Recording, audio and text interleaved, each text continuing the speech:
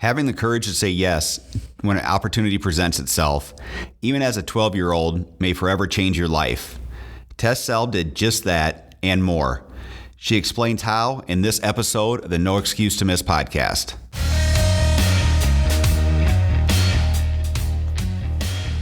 This is the No Excuse to Miss podcast.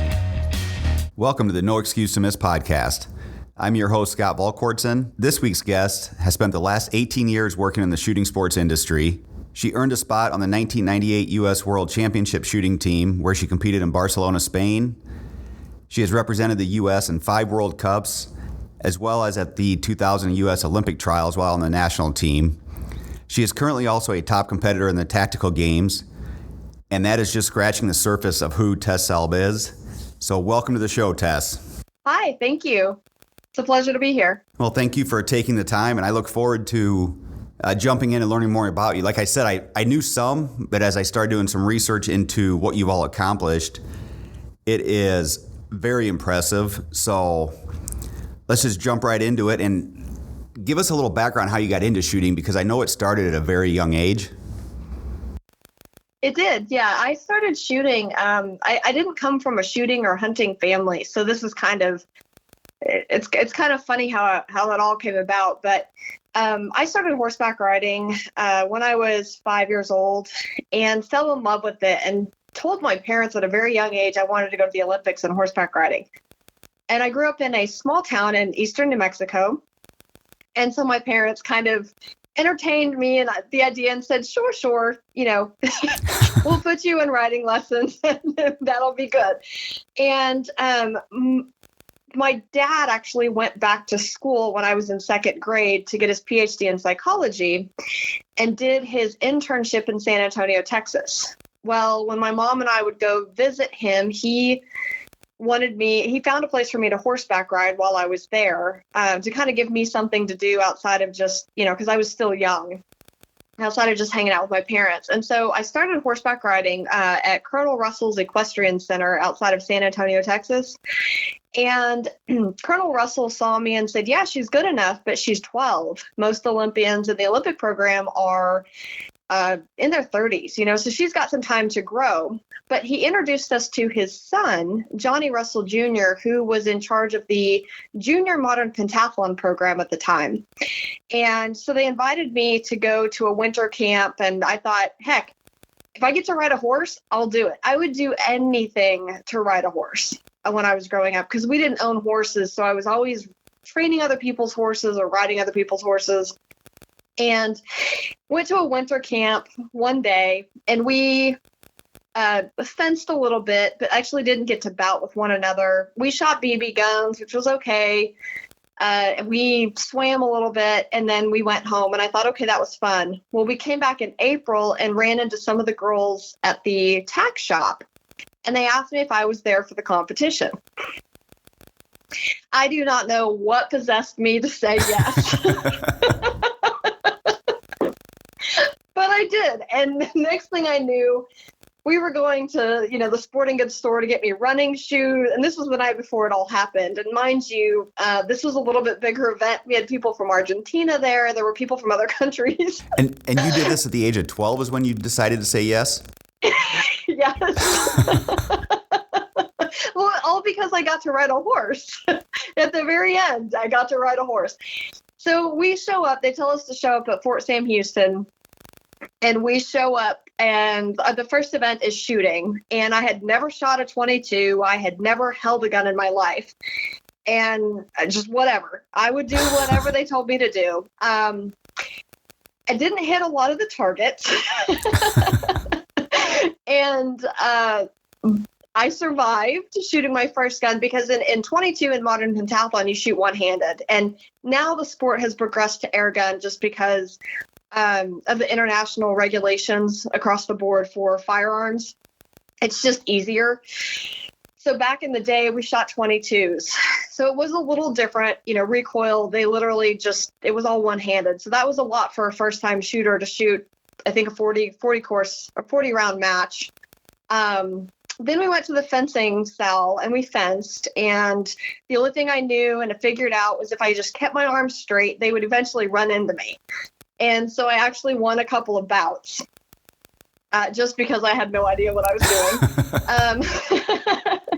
For swimming, my dad taught me how to do racing starts because he's a former swimmer. He taught me how to do racing starts right before the race. And it was a 200-yard swim. And at 175 yards, I stood up at the end of the pool. I looked at my parents and shook my head no. And they thought, thank goodness she doesn't want to do this. I cried my way through the run. And I got to ride at the end, and I won the ride. And so I didn't finish too bad, but when it was all over, my parents were like, "Oh, think we missed the boat on that one." And they said, "Well, how was it?" And I said, "It's great. I can't wait to do it again." And so we found a coach at New Mexico Military Institute, which was 2 hours away from us, and his name was Jan Oleszynski. He was a Polish pentathlon coach or Polish pentathlete.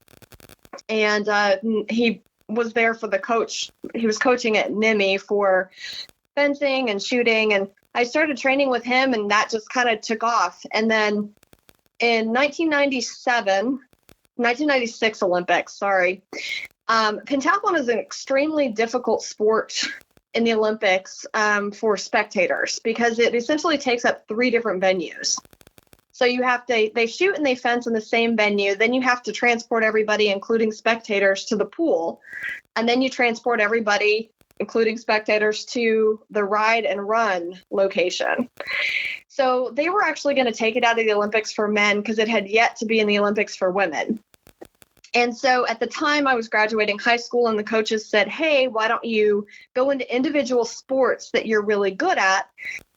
So most of us fenced through college. I went into shooting just randomly. And within a year of trying out for the U.S. team, made the world won Junior Olympics, and then made the world championship team. So that's kind of how I got into shooting.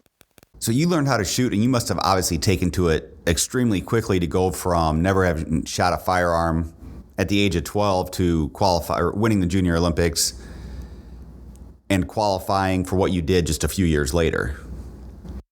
It was a very quick path. I have to say, though, I had some of the best coaches. I attended the Junior Olympic camp at New Mexico Military Institute for pentathletes and triathletes. And it was a 3-week camp for pentathletes, and we did 5 sports a day. We started at 5 a.m. They'd play reveille, and we'd get up and we'd sleep in our bathing suits because it was way too early for teenagers to wake up that early. And we would walk to the pool, and then we go to breakfast, and then we go straight into shooting and fencing, lunch, nap time, horseback riding, running, and then bedtime. And that was every day for 3 weeks. And so that's kind of where most of my shooting training came from. And all of my coaches were from Europe, the European circuit. Essentially, I didn't really have very many U.S. coaches. The one coach that I did have was Coach Wong, and he took a bunch of us juniors under his wing and created a camp at the Olympic Training Center as well. And so outside of pentathlon, that was the camp that I went to for 2 summers, I think. And so it's literally, you train for 8 hours a day. And then he would have monthly matches where we would compete at home and mail in our scores. So all of the kids who attended the camp would come in, and he would evaluate stuff, and he was very involved. Our parents were very involved with, giving him progress updates and kind of doing things like that. So I have to attribute a lot of it to having really good coaches and who had, they weren't just there to coach me day to day, but they had goals and they had a plan for each one of their athletes. And so that was their intent was to create Olympians. And I just fell under their wing and did well. I just was able to do what they told me to do, and it worked. So when you were 12 and you said yes when they asked if you were there to compete, had you been into like fitness, swimming, all that stuff prior to this point? Because I know you're a huge fitness fanatic now, but did that come later on, or were you always that way? Well, I danced. My mom owns a dance studio, and so I was a dancer. And my dad was a competitive swimmer. I had not been into competitive swimming. I would just take swimming lessons during the summer and hang out at the pool, and that was about it. That was the extent of my athletic career outside of horseback riding until I started pentathlon. And then pentathlon and the multi-sports is kind of what stemmed my interest in fitness and working out. Because after pentathlon, I went to college. I fenced through college. I shot for the University of Notre Dame as well. They were kind enough to let me do that through the collegiate program. And they supported me in making the world championship team and all of that, and through the Olympic trials.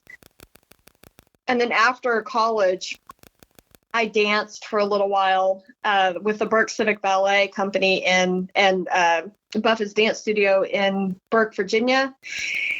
And then I got into triathlon, and that kind of then CrossFit, and just kind of went from there. So when the tactical games, I'm going to shift gears a little bit, but when the tactical games came around, they were pretty much designed for somebody like you. Kind of, yes. Being able to combine your level of fitness, the shooting, all that. Yes. So for a lot of people, maybe I should back up and let you explain what the tactical games are, because I don't think a lot of people are fully aware what they are.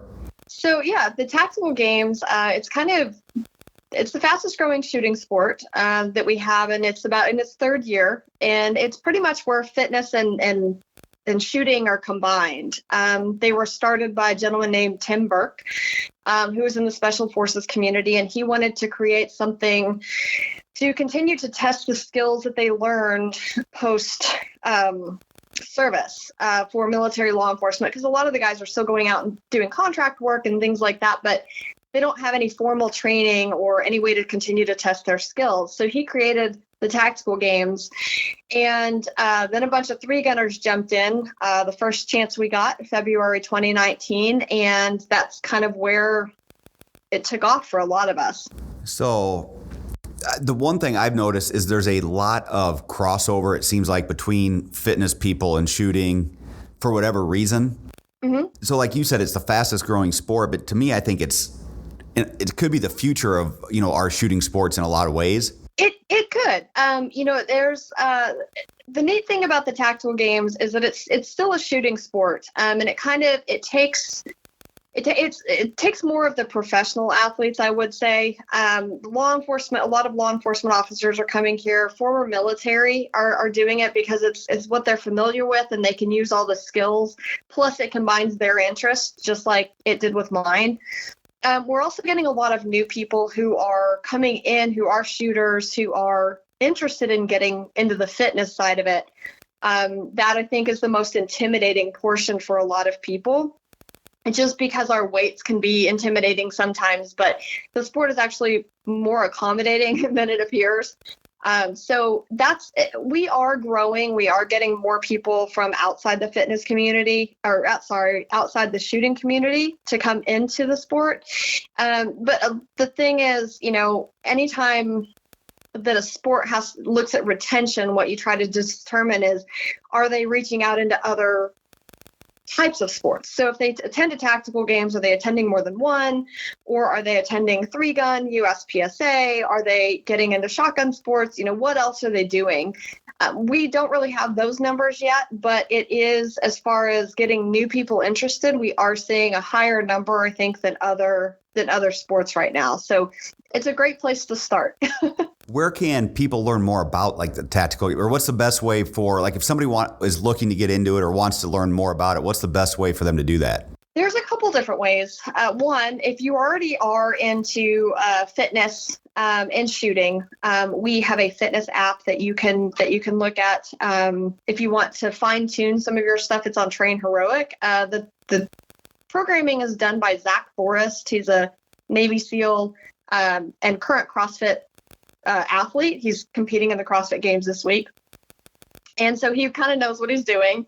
He's doing all of our programming. So if you want to fine tune your fitness for that, you can sign up for the app. Otherwise, just sign up. You can also volunteer, find out what an event is like, and then sign up.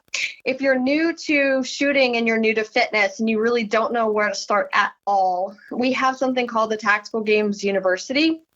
And this is a program that has a couple of different levels, and it's growing. I mean, Tactical Games is only in its third year, so we're growing, but we're also evolving quite rapidly. So we've got the Tactical Games University. We've got beginning shooting sports classes for pistol and rifle. And these are not, you're not going to learn concealed carry stuff here. You're not going to learn three-gun stuff. You're going to learn firearms fundamentals and then kind of how they apply to the tactical games. And what that means is there's not going to be a lot of running and gunning per se, but you're going to learn position, stability. We talk a lot about trajectory and point of aim, point of impact, just because our targets can be anything from an 8.5 by 11 piece of paper at 100 yards to a strip of white paper that's maybe 2 inches wide across a target, either vertically or horizontally at 25 yards. So you've really got to understand your holds, and what is happening whenever you're pulling the trigger and your optic is pointed someplace versus another. So it's a little bit different than 3-gun. It's not necessarily based on speed, it's based on accuracy.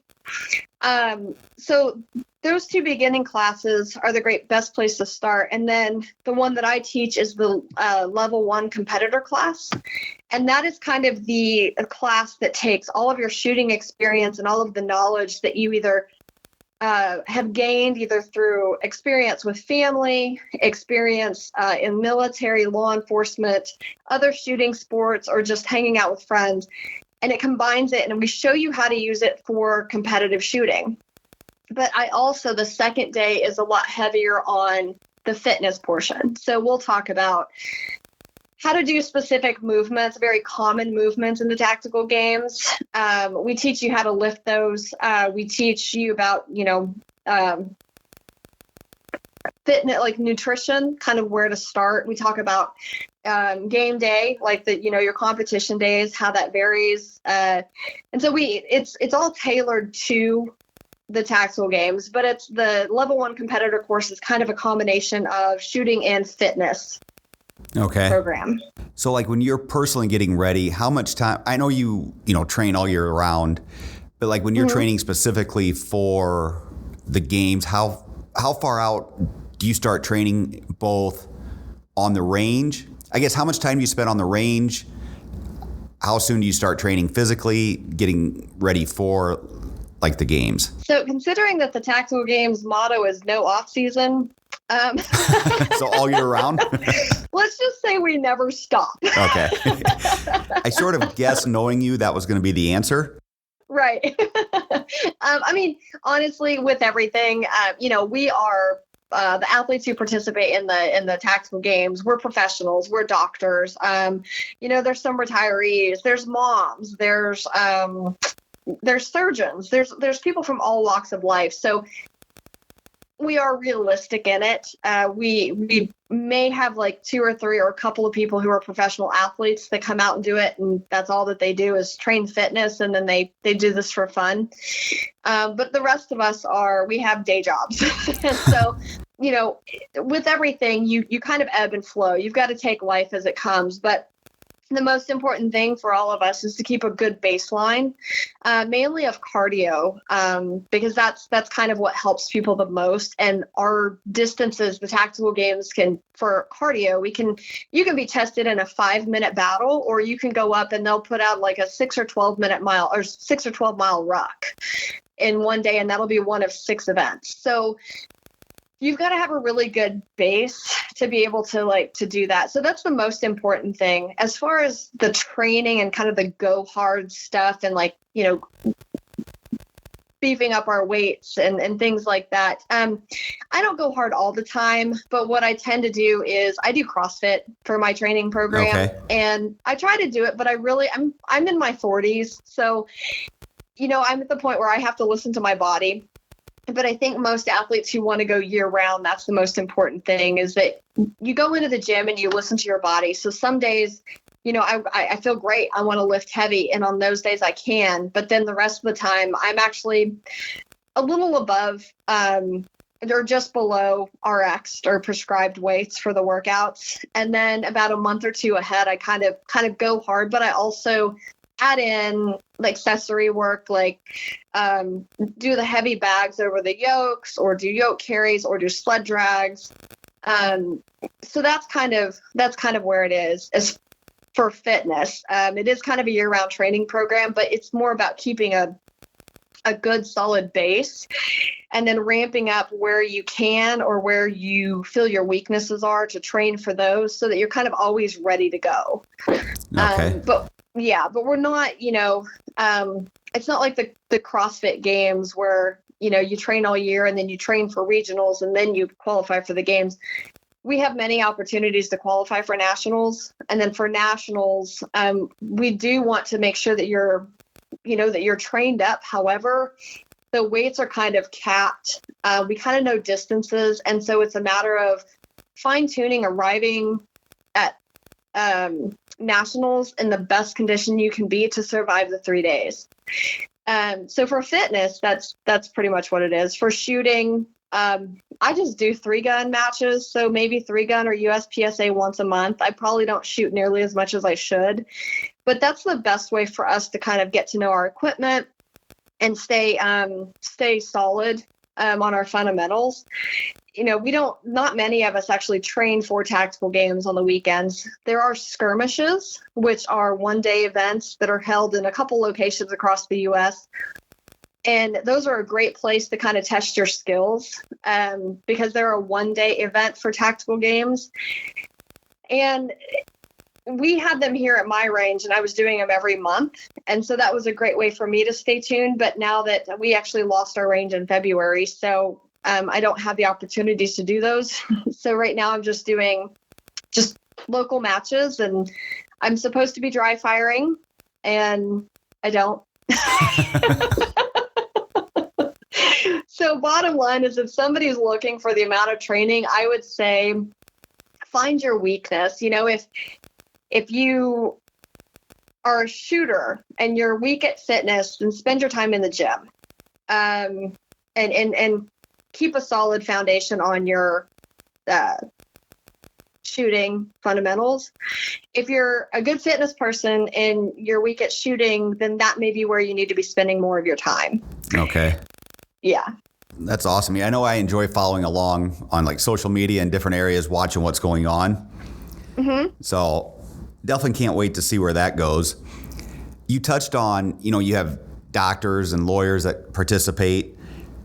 The one thing I don't know if a lot of people know about you is that you actually also make your living in the shooting industry, mm-hmm. working for high-vis sites. And I know you've been, in our industry for a long time. But one thing I kind of want to go back to is, we touched on this before we started recording, that you had accomplished a lot with your shooting career and were almost done by, I think you said the year 2000. Yes. From the U.S. national team side of things. Mm-hmm. So how did you make that transition, or how did you know that you wanted to get into the shooting industry from there? That's it's kind of funny. So yeah, in 2000, after the 2000 Olympic trials, I was in college. I went to the University of Notre Dame. I majored in marketing. While I was in college, I fenced. I shot through their recreational program for the collegiate program. I was training for the Olympic trials, and I was in the marching band, because who doesn't love free football tickets to Notre Dame football? So I did a lot. And by the time I was graduating, I was kind of burned out of just everything. And I wouldn't trade it for the world, though. I'll just put that out there. But I was burned out. And so when I was looking for jobs, I was looking in fields where I could give back to the things I felt were important to me. So, I I applied for a lot of marketing jobs, and I got some pretty cool offers, for internships or for like first year starting positions with some sports teams and stuff. But I also applied to the National Rifle Association randomly because a friend of mine worked there, and I had gone through their collegiate program, and I just threw my resume. They didn't have any job openings, but I just threw my resume out there, and was actually heading out to Virginia for another interview, and I just called them. I called HR and I said, not sure if this is normal, but I'm coming out to the area. If there's any time to interview for anything, please let me know. And they didn't, like I said, they didn't have any jobs posted for what I would fit into. And I actually got a call back, and they said, well, we do have a job that just opened. And so I had an interview while I was out there for another job interview. And I ended up getting the job. And so that's the one that I took. I had only anticipated staying in DC for about a year, and then thought that, things would take me elsewhere. But so I started my career at the National Rifle Association, and I was there for 8.5 years. And that's just kind of how it all started. So I sense a theme here as you talk, that whenever you decide you want something, you just go and take it. Or take the reins to go do it. Did you get this from your mom or dad? Or I guess, because even all the way back to when you were 12 and saying, yes, I'm here to compete, to me, most 12-year-old girls are very timid and shy at that point. Uh-huh. So, and then, hearing you say, they never called me back or whatever, so I just called them. Right. Well, I didn't want to have to go back out there. Really, it was kind of selfish. It was I guess maybe a life mentality. I'm not sure. My parents actually have a very interesting story of their own. My mom, both of my parents had to kind of pay their own way through college, so it was very difficult. But my dad was working in science, and he was kind of making his way, with some of the research projects he was doing. And my mom was one of the oldest of 5 kids, and so she needed some money for school. And my dad, they were both at Eastern New Mexico University, and my dad came back one day and he goes, I signed you up for this thing. And my mom goes, this thing? And he goes, I don't know what it is, but you can dance. And my mom's like, okay, great. Well, it ended up being the Miss Portales pageant. And so it was a beauty pageant, a scholarship pageant. And my mom ended up winning Miss Portales, which then sent her to Miss New Mexico, which she won Miss New Mexico. So she then had to go to Atlantic City. And she was named Miss Congeniality in the 1968 Miss America pageant. So I might get it from her. Or my dad, I'm not quite sure, but they've always kind of had that mentality of, if there's an opportunity, you can try it. Like, it's kind of like tasting your vegetables. You don't know if you don't like it until you try it. I kind of feel like my parents had just taken that ideology to life and just kind of, hey, there's nothing wrong in reaching out and saying, hey, is there an opportunity? And if the worst people are going to say is no, and that's, rejection stinks, and it hurts. However, you can also, the chance that you get to experience some really amazing things in life are pretty good. And that, I think, is kind of where I've kind of just lived my life, is if somebody presents an opportunity to me, my first reaction is yes, as opposed to saying, oh, I don't know about that. I found myself, though, in some head deep before I'm thinking, maybe this wasn't such a good idea. However, they always turn out good in the end. And I've got to meet some amazing people like you and your team, our Swornex family. So it's just I think it's just a mentality that they started back in college, and I'm not sure where they got it from, because their families weren't like that. Yeah, it's always fascinating to me how people, because like you said, so it's so easy to say no, or if you're like me, and I used to be very much worse at this than I am now, I would say yes instantly. Mm-hmm. But then I would find a million different reasons why I couldn't do it. Right. I would keep rattling off excuses until it was I had convinced myself that I didn't have time to go. Right. So a lot of times I do spend a lot of time when I do say yes to something, I second guess. But what I've always promised myself is if you can make yourself feel comfortable going into it, then do it. Because if it's not going to be life shattering, then, or, it's life ending, then it's worth a shot.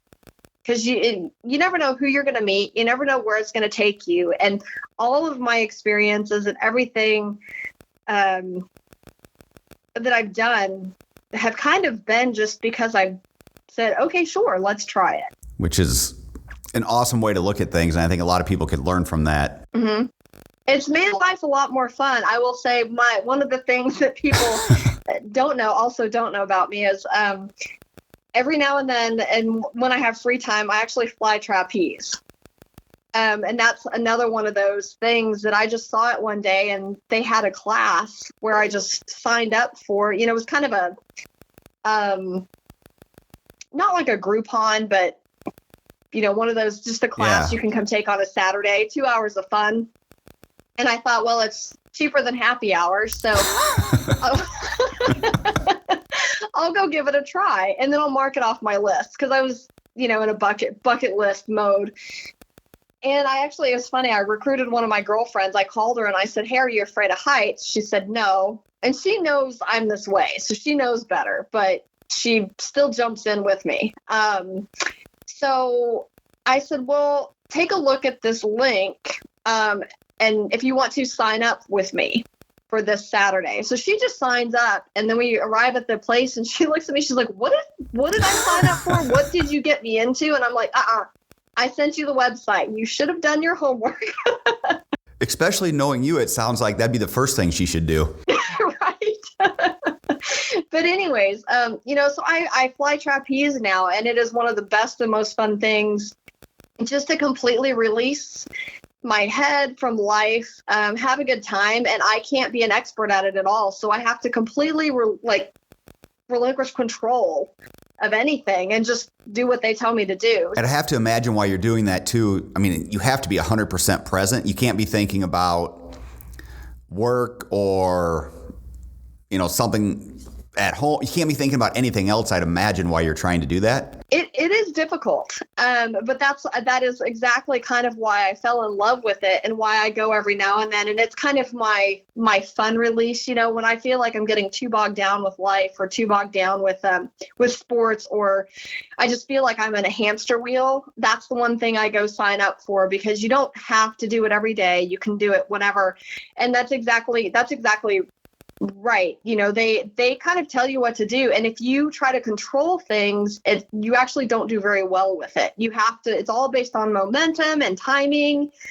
And so you've got a team of people working for you. And that is exactly it. So, and it's just refreshing to be able to have that one activity that kind of just lets you be free for a second. Well, as somebody that doesn't necessarily like heights, I don't think I'd be very good at that, but well, I don't know. We'll have to try it sometime. That would be a sight that none of us probably want to see. Oh, I'm sure it'd be great. So, going back to like the industry that we're in, the firearms industry, mm-hmm. I have a couple questions for you related to that. Is one, especially somebody that's been in, marketing, communications, what do you think the best way is for us to, it's been said, almost ad nauseum, all the new gun owners we've had in the last 12 to 18 months. But what can we do to, convert some of those into people that want to compete in the tactical games, or something, even maybe not quite as intimidating, versus just people that bought guns for protection? Well, I think as manufacturers, the best thing that we can do is educate the public. You and your team, you do a really good job of that. And I know that the industry as a whole, we definitely try to. A lot of times we get stuck in the sales aspect of it all, because that's where time and energy is spent. But the education of it all, as a manufacturer, I think is very important, not just on our products, but use and the the community. In competitive shooting, that is the biggest thing I think that draws most people in. And you can probably ask 99% of all competitive shooters what they like the most about shooting sports, and they'll likely tell you it's the community. So that's one thing to, that I think is very important. But for a new gun owner, it's very important for us to try to relay that information. I saw somebody's post this morning on social media. Somebody asked her, how do I get into it? And she literally just said, show up at the range, bring your own eyes, bring your own ears, and then show up. And somebody's likely going to take you under their wing. They may even have equipment for you. And if you're not interested in signing up and jumping in with both feet, like I do, they may take you through a stage or two at the end of it. But the thing is, you get to talk to people. You get to learn, and you get to hang out with the people and just kind of really understand what it's all about and what draws people to the shooting sports. One thing that I think that the tactical games does really well that is very important for us is volunteering. And that's one thing that we actually recommend that people that they do to kind of get an understanding of what they're getting into or what it takes to compete, is we ask them to volunteer, because we rely a lot on judges, on scorers, on line judges, range safety officers. There's a lot more that goes into the tactical games because we're moving with cold guns, so they're completely unloaded and they have been cleared. But in order to run a safe range and allow us to do what we do, it takes a lot more people. So I think if anybody's interested in getting into the competitive shooting sports of any type, call the governing body or call your local range and ask if you can volunteer in some way. Kind of get your hands in that way as well. It's very important for us to be able to run our events. And I think the volunteers are some of the most important people and some of the hardest working people. And then, the other thing too is people within the industry, if we can each take one person to the range, just one person to the range, or introduce them to somebody to help get them the right training or things like that. I think that is an extremely important move that we all need to do, is just kind of embrace those people. Because it can be very intimidating. I always equate it, and I've said this a million times, kind of like going to the gym for the first time. Mm-hmm. If you go to the gym with somebody that knows what they're doing and they're willing to help you, that barrier of entry is much easier than you just walking, cold turkey into a gym by yourself trying to figure out what you're going to do. Right. So it's the same thing with shooting. If you can bring somebody to the range and kind of show them, let them go at their own pace, but, show them how much fun it can be. It's kind of like back to your trapeze thing, is when you're on the range, you have to be fully present. Correct. You can't be thinking about bills that you have to pay, or I forgot to do this, I forgot to do that. You have to be fully present. So once again, it's just, for a lot of people, it's a huge escape, as long as it's done safely. Absolutely. No, that is extremely true. And the other thing that's very important to remember is, and just like you were saying with the gym, when people walk into the gym, I think the biggest intimidation factor is the perception that everybody in the gym knows what they're doing but you. And that is not the case. And I will tell you that's the exact same case on the range. Not everybody out there is an expert. There's somebody who started 2 weeks before you, or there's somebody who started 3 months before you. But the most important thing to remember is that everybody started where you were. Everybody started not having a clue. Everybody started having to learn the exact same things you're going to have to learn. And it's just a matter of finding somebody who you're comfortable kind of learning from. Yes. And I think that's a huge component of it, is find somebody that you can trust and that you can learn from. Mm-hmm. And like anything, there are a few people out there, I'm sure, whether it be the gym, the range, wherever, that are just jerks and you don't want to learn from them. But by and large, I would say both communities they want to help. They want to teach new people, and you just have to be willing to ask questions. Right. And that's, there are a lot of online forums that people can ask questions. I will put a disclaimer out there, though, that it's online. So, the one thing I will say that I've heard people do is they will go out and find somebody, like yourself or another competitive shooter that's doing what they want to do. Mm-hmm. And they'll just hit them up on social media and ask them, in their DMs and just say, can I ask a few questions? Yes. And they said they've been shocked at how responsive a lot of the shooters were. Oh, yeah. Well, I think competitive shooters as a whole, really, we do want to grow. We do and we don't want to grow the sport. We do want to grow the sport because we want everybody involved because it's amazing. And I think that almost everybody in the shooting sports can speak to one thing that the shooting sports have done for them in their life and how they've changed their life, either through the sport itself or through people that they've met. And then again, we also don't want to have our local matches sell out to where we can't shoot anymore. But if it got to that point, that wouldn't be a bad thing. So no, I think you're completely right. Is that it is something we do, and individual shooters are definitely easier. If you have a mentor or somebody that you looked up to online, reach out to them. I love it when people reach out to me. And I wish I was closer to help them. But I'm always happy to point them to places to start, at least to create a foundation and from which to branch out and then come back to if something else doesn't work. And that's one thing I talk about a lot in my Tactical Games University is I don't make things complicated because shooting really isn't complicated. Outside of the fundamentals, we make it complicated. But if you can create a good foundation, you can branch out from there. And if you don't like something, you can always come back home. Correct. And you don't really know what you're looking for until you get out there and try it. Correct. So, I want to try PRS. I would love to try PRS. I love long range shooting. And even, I've been shooting and I do this stuff. I'm in the industry and I still get nervous about branching out. But I know that if it gets to the point that I really want to, I know that I have people and I can just ask questions and that I can branch out to the people that I need to. So I just hope that people understand that we are a very open community. We love new shooters and we love getting people involved in the shooting sports just because it's done so much for each one of us. Yes. And I even remember watching you do some training down at Winter Strong when you were helping some people out. Mm-hmm. That was one thing I noticed is how simple you made it for somebody that had never picked up a firearm. And I even remember people coming over and they were asking me questions. And all I did is I'm like, just wait for her. I'm like, what she just showed is way easier and way more effective than anything I'm going to show you over the next 15 minutes. So just wait for her test to be done and she will show you what you need to do.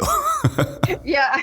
I try to keep it simple. One, my coaches did a really good job of just the fundamentals. And when I made the world championship team, most people don't know, was my freshman year of college and I had made the national team for shooting. And so we had to go to the athletic director and say, hey, is this something possible? Can you guys help her do this? And so I was given 3 days to train on a squash court. Wow. And that was with my air gun, not 22. That was with my air gun. So at 5:00 in the morning, the police, the university police department, they would pick me up in my dorm with my gun. My firearm was in the police department. So they would have it. So they would pick me up with it and then transport me to the rec center where I would set up my target, diagonally was almost 10 meters. And they would stand outside the door, guard the door. I'd train for an hour. They'd knock on the door, say training time's up. I'd go back. And I had 3 days to train before the world championship tryouts. And the only thing I knew how to do and the best thing I figured I could do was to train the fundamentals. So all I trained was stance, grip, side alignment, trigger squeeze, and follow through. I would dry fire a ton and then I would shoot 10 rounds focusing on each one of those things. And then I might shoot a mini match at the end. And I made the world championship team. So that to me, and I did a lot of visualization in my dorm room before I'd go to sleep because that was the only thing I had.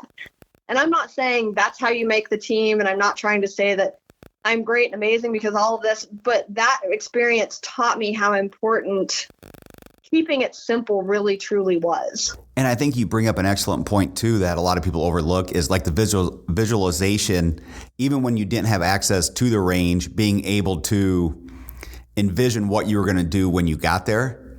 Mm-hmm. I think that's a great lesson too of even, so you had an hour. So it sounded like you were very systematic in what you were going to do for that hour. Yes. Or how many times do you see somebody say, I don't have time to practice. I don't have time to go to the range, or I don't have enough time on the range to be a competitor. Where if I'm guilty.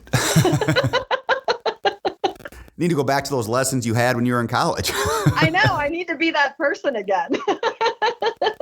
So I did have a question too, because I know we're a few months out, but it seems like it'll be here before you know it. What is your take on SHOT Show coming up in January? Oh, that's a good one. Do you feel like it'll be well, first of all, I know like for me, I missed SHOT Show last year. Not so much, and as I've said, not so much from the business side of things, but just from seeing people that sometimes I only see once or twice a year. Kind of like you said, Right. That community aspect of what the shooting sports and shooting industry is. Yes. And then secondly, do you feel like will the show be back to normal? Or, so if you're putting your marketing hat on, how do you, approach this? Well, as for business wise, I think it's very interesting. I personally, especially with NRA being in September this year, I kind of feel out of sorts, like my calendar's off, how I go about putting my plans, my strategy together is being challenged a little bit more than normal. Plus not really knowing, with Vegas going back to masks already and not kind of really knowing the outcome of it. I know everybody in our company, we're kind of going through the motions, but we're also kind of expecting it to maybe not be what it was, either minimal people, and kind of go back to the hard deadlines that they had set, or the hard guidelines that they had set, when we thought we were going to have it in 2021. Yes. But I'm not quite sure. So we're just kind of trying to take it one day at a time and not get too ahead of ourselves, but also just kind of say, okay, we've got to be extremely flexible and malleable, just kind of figure it out. And, but as far as community, I am very excited, to see my people, because that has been the one thing, trade shows are kind of hit or miss. Like some people love them, some people hate them in our industry. And though it's a lot of hard work, when you work in the industry, the shows, it is a grind, constant meetings, constant, being on, meeting customers, constantly just trying to solve problems and everything. So it is a lot of, it's a lot of energy. However, I've always loved trade shows, but as you were saying, because of the community, because you get to see people from all over the world, who you've known for forever, or just randomly run into stuff.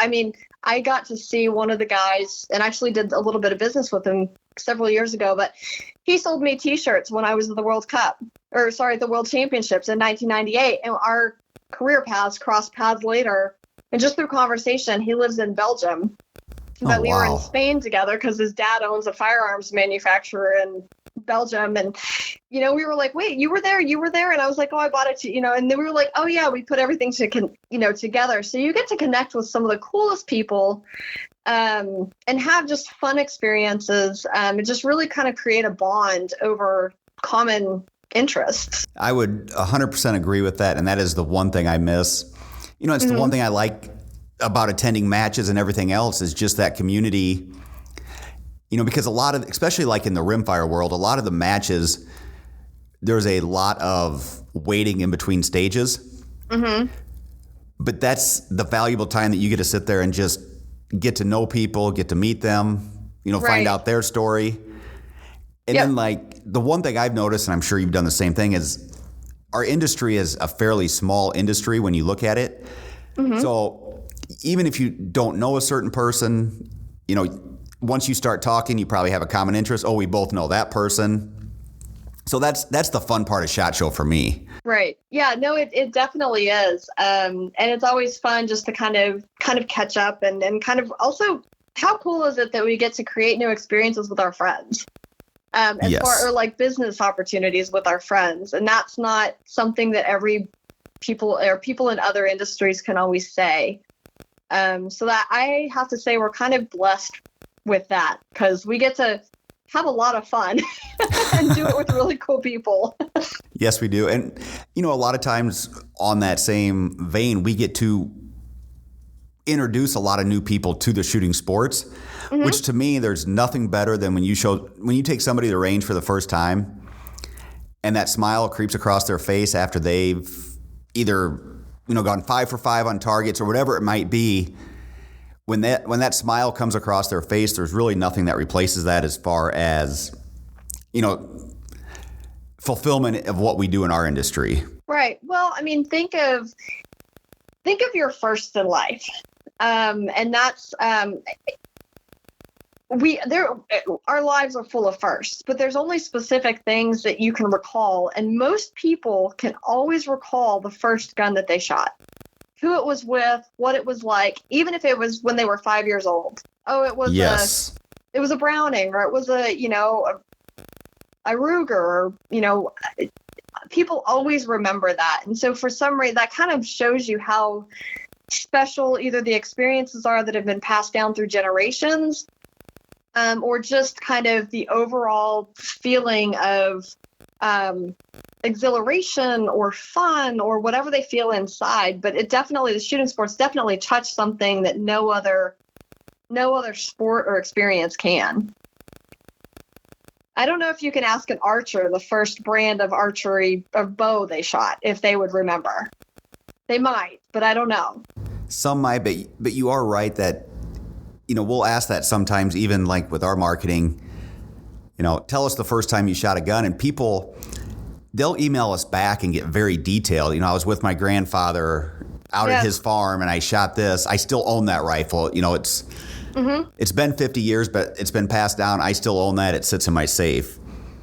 Right. Which is, I think the firearm industry is one of the few things where that takes place like that. It is. And I don't know what it is about it, but there is definitely something very special about the first time that people get to fire a gun. And, the fact that we actually get to experience, I don't have kids. I don't have, I didn't come from a firearms family. I taught my parents how to shoot pretty much. My dad had some experience in the military, but as far as like the actual fundamentals and like more of the fine tuning things, like I was the one that was teaching them. And because I used to make them be my training partners, which they used to hate it. My mother started just saying, I will pay you for the number of 10s that you shoot as long as you don't make me pull the trigger. But that was kind of, I think it's very neat that we get that experience and that we get to be a part of somebody else's adventure, especially with the number of newer shooters who are coming in. With single women coming into the firearms industry or learning how to shoot, that's always a great opportunity to be able to take these women, regardless of their story or why they got into the shooting sports, and to show them something new. That for me is very, I'm not fond of the word empowering, but at the same time, like, it's one of the greatest things that I think I have an opportunity to be a part of. In my Tactical Games University courses, I actually teach a lot of women's courses, and it's amazing to see them come in. And some of these women have enough experience to attend the course, but like not a lot of great experience. And they're scared. They're nervous. They're not sure if they can do this. And by the end of the second day, I actually put them through 2 battles, and you can tell that they step up to the firing line and they know that I'm going to test them. The weights are going to be heavy because they've been trying to lift them. They know, and they're going to go head to head for the first time against one another. And it's great because you see them step up to the firing, or you see them step up to the start box, and they start out with determination and just confidence. And then within the second round, you can see them start to break down and they start to second guess themselves. And the third round, some of them are, not, you can see that they don't know, they don't think they can do it. And you see tears, and you see them break down. And then all of a sudden you see them, I get choked up, sorry. All of a sudden you see them overcome whatever doubt and anything that they ever had going through their mind of why they couldn't do this, and they finish. And to me, I'm just like the proud den mom over there, screaming and jumping up and down. And none of these women are, my age. And I get excited as if they were my kids, because it is absolutely amazing to see them accomplish things that they never thought possible. Well, and I think that's what you do so well. Even I haven't watched you teach the tactical games courses, but just even watching you show new shooters, you can tell your energy and passion. This is something you're very passionate about. Mm-hmm.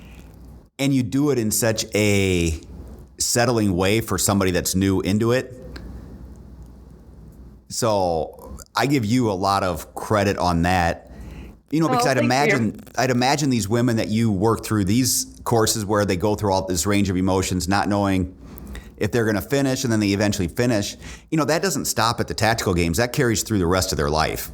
Right. And, it gives them confidence the next time whether it be on the shooting range, in the gym, wherever, it gives them that experience to draw on to be able to, take another challenge on. Right. Well, and I think, for me, I think I'm driven by that aha moment. And I think you can relate. Yes. Anytime you take somebody new to one of your new guns, even showing them one of your guns, like just that, aha, okay, this is why. Yeah, there's nothing more inspiring and motivating for me than to help somebody find that within themselves and to have them experience what I have experienced kind of in some of my journey. Just that, even though I've jumped in with both feet and some things, and the minute I realized, I can swim, it's like, I got this. And that is what I believe, that everybody in life deserves to have those moments, and that everybody deserves to have somebody who believes in them more than they believe in themselves. I couldn't have said that any better myself. That's 100% what we need more of in this world right now. So yeah. I have one final question for you. Okay.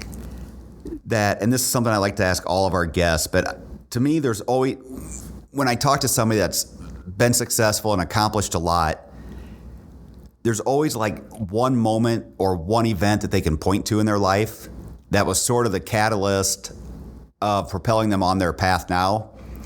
Whether it be at the time they thought it was the worst thing that ever happened to them or the best thing that ever happened to them.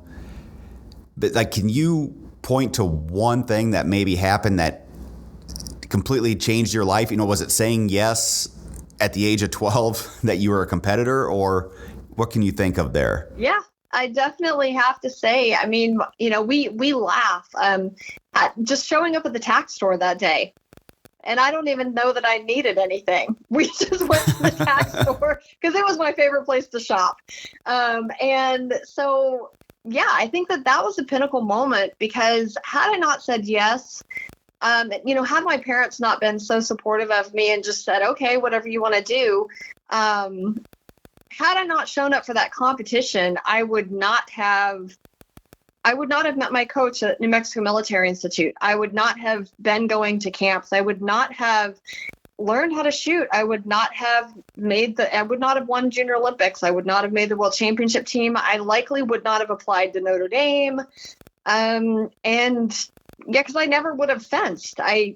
Everything moving forward, I think, relied on the one question and my answer.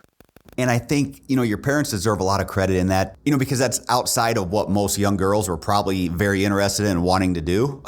Yeah. Yep. But for them to be like, okay, this is what she wants to do. We're going to support her and see what we can do and see where it goes. Yeah. Well, my parents, both of them were very successful in their own ways. And that was the one thing they said when I was very young is, my mom did not want me to be a dancer unless I wanted to be a dancer. My dad did not want me to be a swimmer unless I wanted to be a swimmer. They wanted me to find my own thing. And so if they could find a way to make it work, they did. And that, I think, I still tell them to this day. I told them the other day watching the Olympics, I said something about, because they lived my Olympic experience with me, even though I didn't make the team. We made all the same sacrifices that those athletes did. They made all the same sacrifices that those athletes' parents did. The difference is that at the end of the day, they walked away with an Olympian under their name and I didn't. And so, but my parents, I still give them credit all the time. I'm like, so grateful and so thankful that they were so supportive and that they just kind of just let me be me. And that's, I think, the biggest gift they could have ever given me. Yes. And I think you're paying it forward now when you give that gift to other women and other new shooters, or just people in general that you want them to succeed and you're there for them. Yeah. Well, thank you. I've gotten to know you a little bit, and I always enjoy talking to you. So I really appreciate you taking the time today. Of course. For people that want to follow along with you, and we'll put it up on the show notes, but where's the best place to follow you? On Instagram? Instagram is where I'm most active right now. Yes. And okay. if you have any questions on shooting sports, anything I've talked about, just life in general, I love just to talk to people and meet new people as well. But definitely hit me up on questions or, post. I answer all my stuff myself, and I try to answer every question that comes through. So I'm happy to help people. So I'm at shoot_4_gold. Well, Tess, thank you very much. I've thoroughly enjoyed this conversation. And thank you guys for listening. As always, if you have any questions or suggestions for the show, make sure and let us know at podcast@volkortson.com or leave us a review. Thank you again.